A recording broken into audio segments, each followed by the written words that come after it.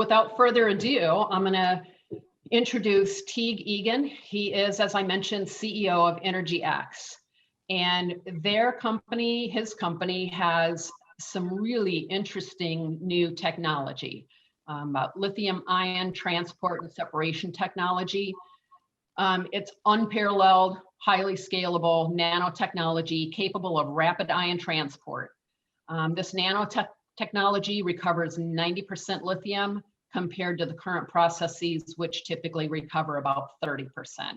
So without further ado, I am going to let Teague take over and tell us all about it. So welcome, Teague. A lot of people on here. This is exciting. Thanks for joining me, everybody. So I assume everybody on here is an electric vehicle owner, as am I. I'll tell you a little bit about myself and my story. Let me just share my screen here.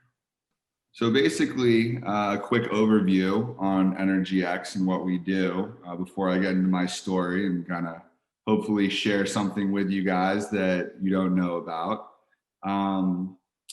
We started the company about almost 3 years ago now, and we're focused on two things. One is lithium production and the way that we can improve lithium production, which is lithium being the main material or one of the most important materials in batteries. And two is the actual battery itself. So how can we make better batteries that last longer? So those are the two things we're focused on, and just jump in. So when I present to groups like this, I usually like to ask this question: do you know where lithium comes from?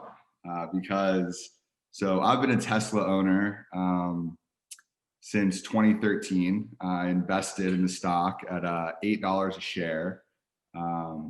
And a few weeks after, it went up like 50%, and I bought a Tesla. So I'm also a car owner.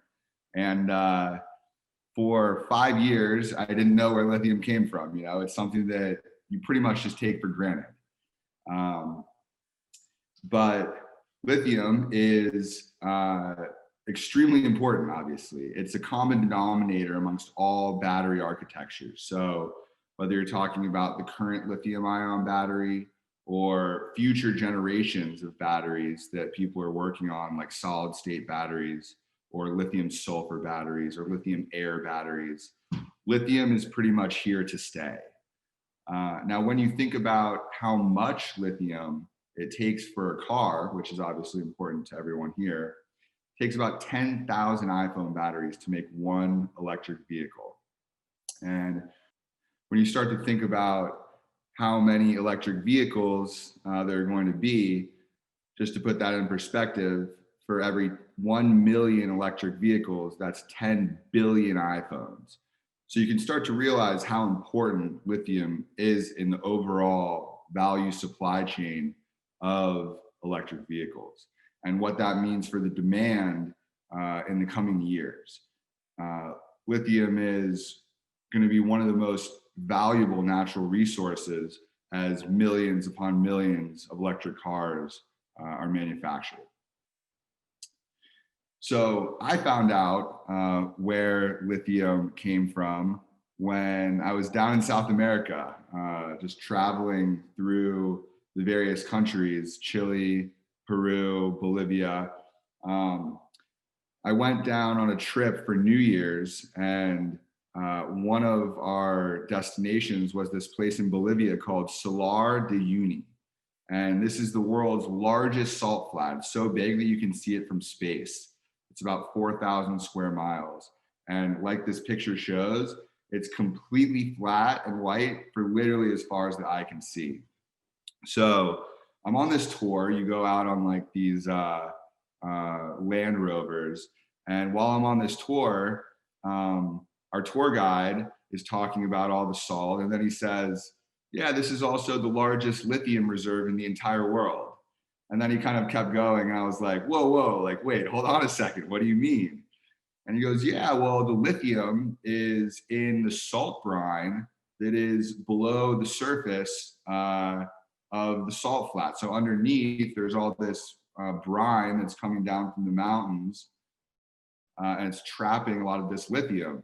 And this is the largest lithium reserve in the world. A lot of people think that this could be the next Saudi Arabia. And that really got me going. I said, you know, I have owned a Tesla for this long. I believe that it's going to skyrocket. And obviously, we've all seen what's happened the past year. This is where I want to focus my efforts as an entrepreneur into the future of renewable energy. I didn't know how, I didn't know what I was going to do, but I knew that there was a huge opportunity here in lithium in Bolivia. So then I started to do research on how lithium is actually produced. And what I found was astonishing. So lithium is produced one of two ways. One is your traditional hard rock mining, like the way that they mine copper in big open pits. And it's pretty typical. The second way is through these massive evaporation ponds where they extract the lithium from the brine. And brine is just a fancy word for really salty water. So ocean water is about 3% salinity. These brines are anywhere from 25 to 35% salinity, similar to the Dead Sea in Israel, so salty that you can float. So out of that, call it 30% salt that's in the water, a portion of that is magnesium, a portion of that is sodium, a portion of that is chloride, a portion of that is calcium, and a portion of that is lithium. And the idea is, how do you separate the lithium from all of the rest of the salts? And the way that they do it today is through these massive evaporation ponds. So what you're looking at here is a pond system that's run by SQM, which is the second largest lithium producer in the world, the first being Albemarle.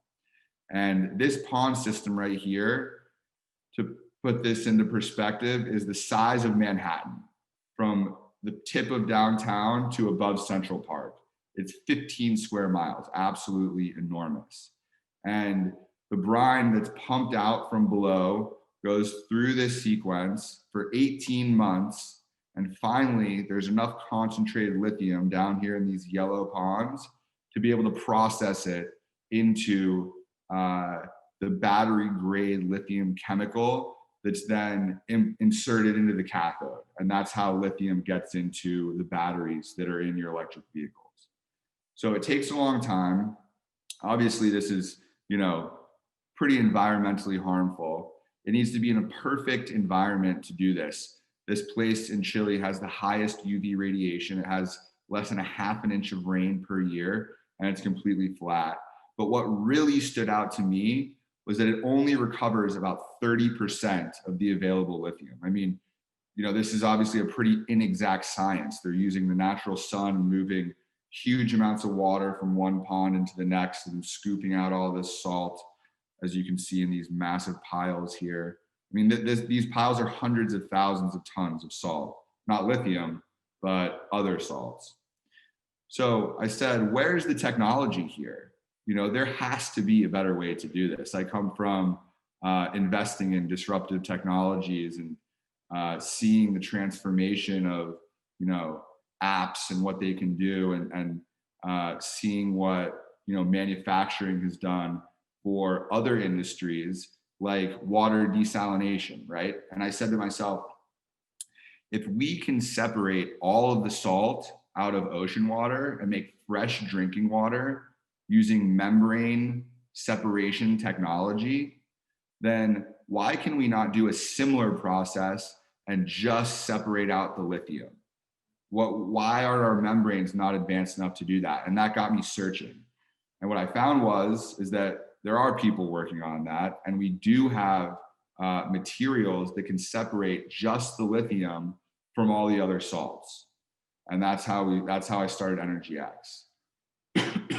So I'm actually here in Austin right now, and we were able to license a portfolio of patents from the University of Texas, which is one of the top membrane centers in the United States that has a $10 million DOE grant. And we're working on commercializing that technology. And here's how it works. So basically, there are these nanoparticles called metal organic frameworks that have customizable pore sizes that are small enough to allow lithium through and reject the larger salts like magnesium and calcium and sulfate that are unwanted salts in the final solution, right?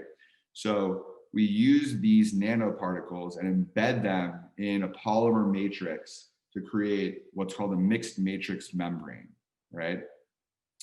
We put those membranes into modules and then create module clusters where you can move millions of gallons of brine through these membranes and separate them into two streams. So you have a lithium enriched stream and a lithium depleted stream. And then that lithium enriched stream is what ultimately becomes processed into the lithium salts. And because we're using a mechanical separation process, we can avoid all of the losses that occur in the ponds and recover up to 90% of the available lithium. So what this means overall is that now you're significantly dropping the capital and the OpEx per ton of lithium, which is one of the main costs in batteries. And we all know that batteries are the main cost in electric vehicles. So using this method, it's obviously a much more environmentally friendly. You're not taking up tens of square miles of space and disrupting natural ecosystems, a much smaller footprint, and it takes a lot less time. So basically, what we have done here is created the equivalent of fracking for lithium production. It's something that has vastly increased the efficiency here in lithium production, and hopefully will drop the price of lithium as we move towards commercialization. So this is kind of an idea of our go-to-market. So our generation 1 is a system that works with the ponds. What we figured out when we first started developing the technology, my initial thought process was, the ponds are inefficient, let's get rid of the ponds. When I started approaching the top lithium producers, including SQM, they laughed me out of the building. They said, we're not going to go try an untested technology when we've invested billions of dollars in our ponds. So when I reanalyzed the situation, I said, we need to create something that's complementary to the ponds to start. So that's where our generation 1 comes in.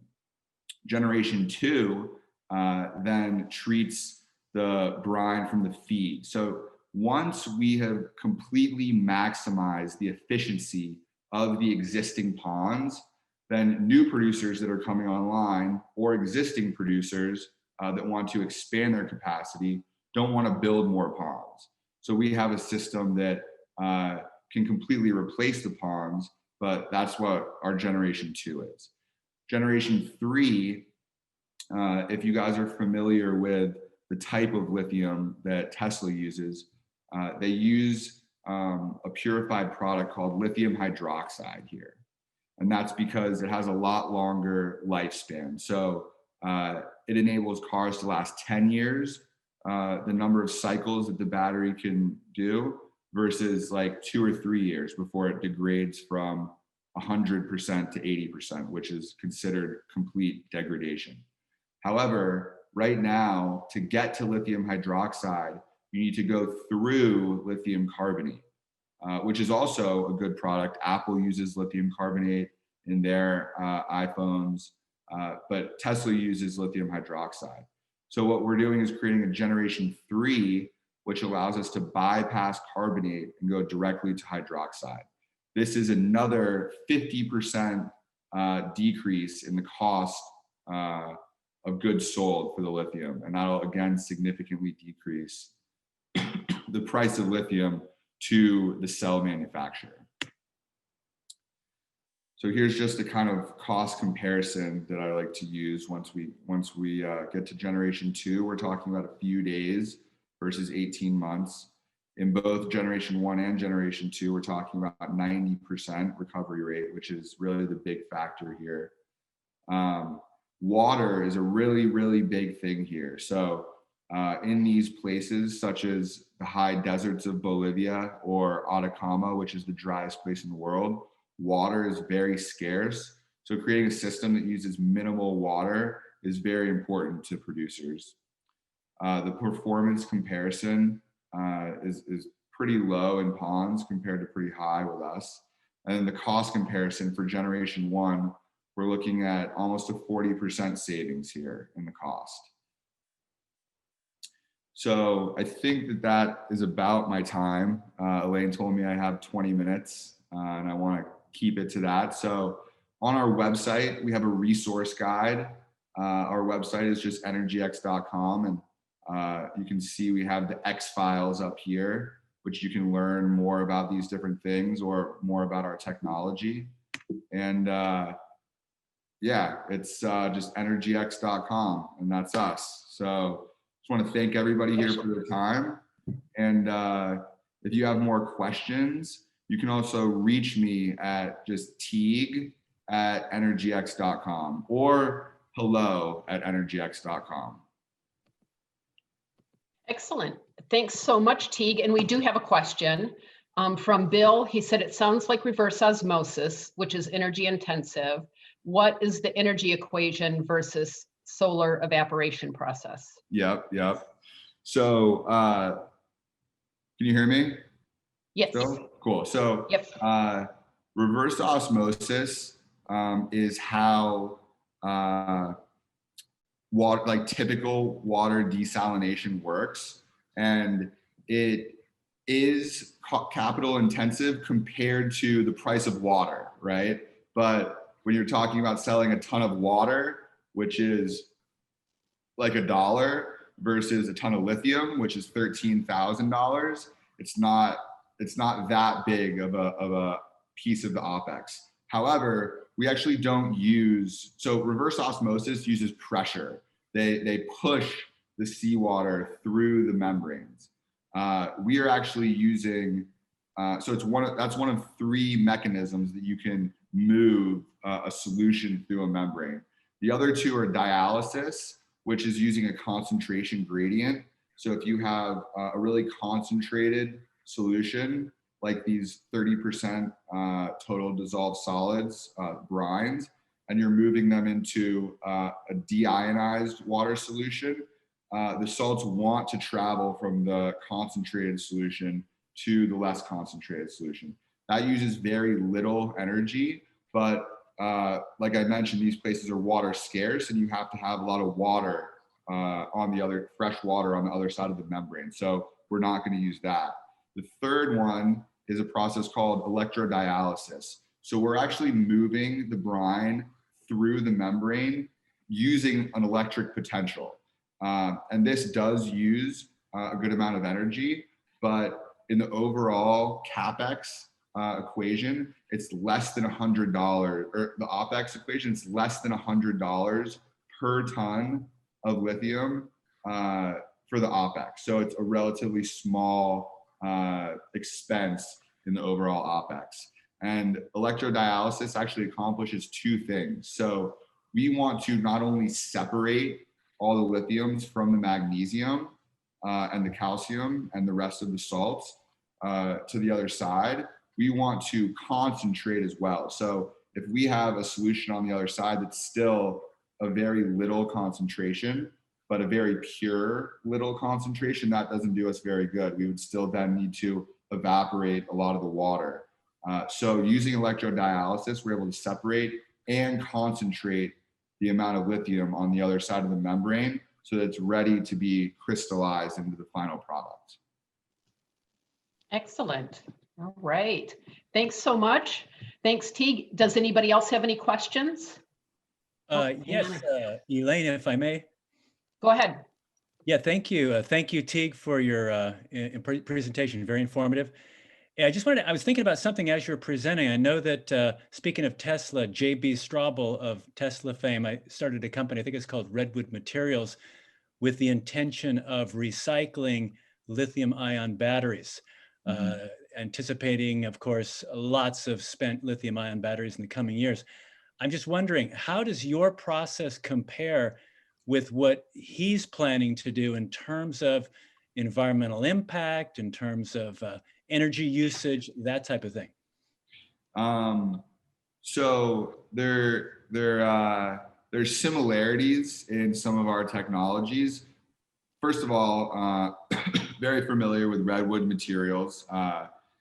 JB just had a great featured profile in the Wall Street Journal, and if you guys haven't read that, you probably should. It's fascinating read. It's like 5 or 6 pages talking about redwood, and the problem that he's addressing is absolutely massive. I think that these batteries that all these Teslas have eventually are going to degrade, right? Like Elon is trying to build a 1,000,000-mile battery, but from my personal experience, my Tesla started out at 265 miles per charge, and I got this in 2013.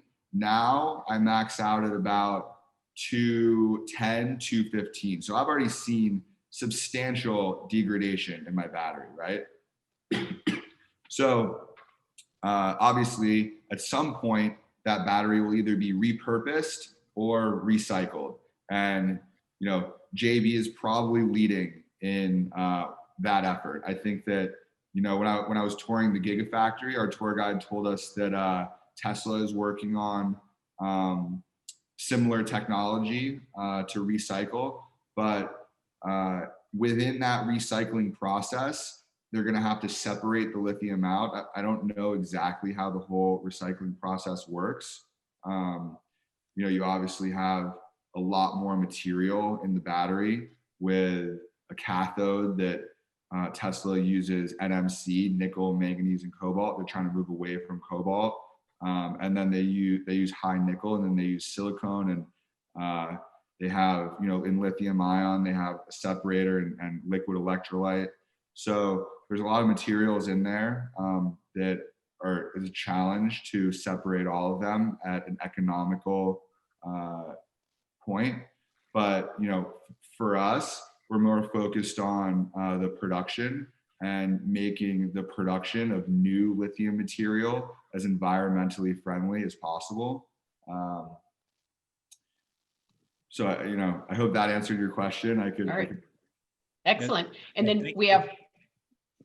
Thank you. We have 2 more questions before we wrap this portion up. So from Peter, is the process used or proposed by the company Neo Lithium an improvement over the conventional method? Is there any commonality between its processes and EnergyX's? Neo Lithium. I know Neo, the electric car maker. Let me just look up. Yeah, I think it's a small company, and they're I think they're using Argentina brine, but they're like on the small cap penny stock board or something, but they claim to have a more efficient process, the way they handle the brine, and more environmentally sensitive. But other than that, I don't know much about them. Yeah, I've never heard of Neo. Okay. And then we have another question. My bad. Can the salt flats in Utah be a domestic source of lithium? Yes, they actually can. And so this area in South America is known as the Lithium Triangle because its concentrations of lithium are relatively high to that of some of the domestic sources. But the Great Salt Lake does have lithium. And we're actually exploring ways to work with some of the larger companies that are around there, like US Magnesium, Intrepid Potash, Compass Minerals, Cargill. Potash is a predecessor to lithium. So in the pond sequence, sodium chloride, which is table salt, comes out first. Then potassium chloride, which is potash, and that can be used as fertilizer. It sells for a few $100s per ton. then magnesium, and US Mag is the largest producer of that in the world, and then lithium comes out. So working with some of these companies to extend their process and take their tail brine could be a potential source of lithium. And I think, you know, that's very interesting, and it's a domestic source.